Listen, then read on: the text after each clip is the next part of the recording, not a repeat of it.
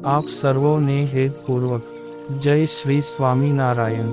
આજની સત્સંગ કથા વાર્તા નિજ મંદિર સાવરકુંડલા। જય શ્રી સ્વામિનારાયણ। આજે આપણે ગામ હળિયાદના માવજી વિપ્રની પ્રસંગ કથા સાંભળીશું। ગામ હળિયાદ માંગ માવજી ભાઈ કરીને હરિભગત હતા।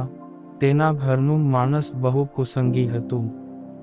બાઈ જ્યારે ભાત લઈને ખેતર જાય ત્યારે માવજી ભગતને હેરાન કરવા સારું ડુંગળીનો ગાંઠિયો મેલીને જાય અને પાણીના ગોળામાં પણ ડુંગળી નાખે। એક વખત ગામના મંદિરે ધર્માનંદ સ્વામી પધાર્યા હતા। માવજી ભગત મંદિરે દર્શન કરવા આવ્યા ને પોતાને ઘેર સ્વામીને રસોઈ કરાવવા સારું તેડી ગયા। એક ઓરડા માંગ જ્યારે સાધુ રસોઈ કરતા હતા ત્યાં તેની બાઈ આડી જઈને ઊભી રહી ને સાધુને કહ્યું, જે મારો પીટ્યો જ્યાં ત્યાંથી સાધુડાને ઘરે લઈ આવે છે, હું આયા બારને જ ઊભી રહીશ, હવે ક્યાંથી બારા નીકળશો। પોતે મૂંઝાયા ને સંતોને ઉપવાસ ન પડે તે સારું। માવજી ભગતે આવીને બાવડે ઝાલીને તેને ઘરમાં ઘાલી। સાધુ ત્યાંથી સીધું લઈને માવજી ભગતની હારે એની વાડીએ ગયા। ત્યાં મંગાળો કરીને સંતો રોટલા કરતા હતા। ત્યાં વળી બાઈ પહોંચી અને સાધુને કહ્યું, જે એ મારો પીટ્યા મુંડિયા, તમે તો માવજીડાની કેળ ન મૂકી, પણ હું મારા પીટ્યા માવજીડાનું ઘર ભાંગીને જાઉં છું।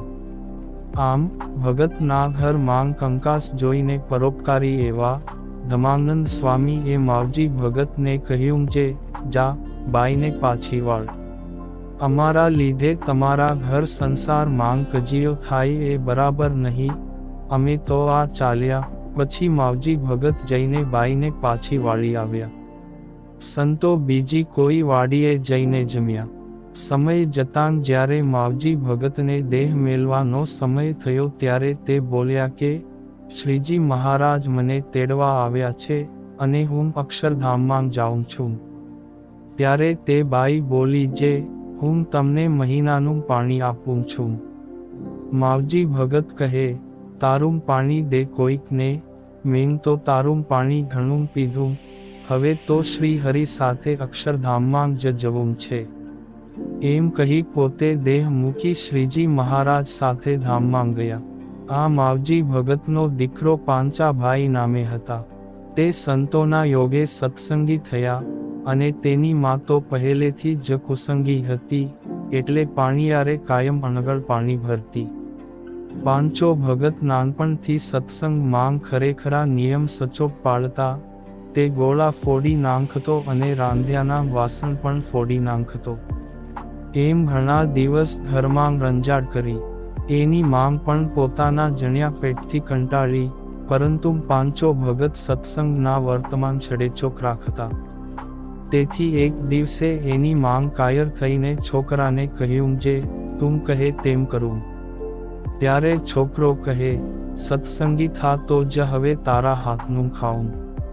પછી તે બાઈ ગઢપુર આવીને બાઈઓ પાસે વર્તમાન ધારીને સત્સંગી થઈ। પ્રસ્તુત કથા પ્રસંગ સદ્ગુરુ બ્રહ્મચારી શ્રી અક્ષરાનંદ સ્વામીની વાતો માંગથી વાંચીને આપની સમક્ષ રજૂ કર્યો છે। જય શ્રી સ્વામિનારાયણ।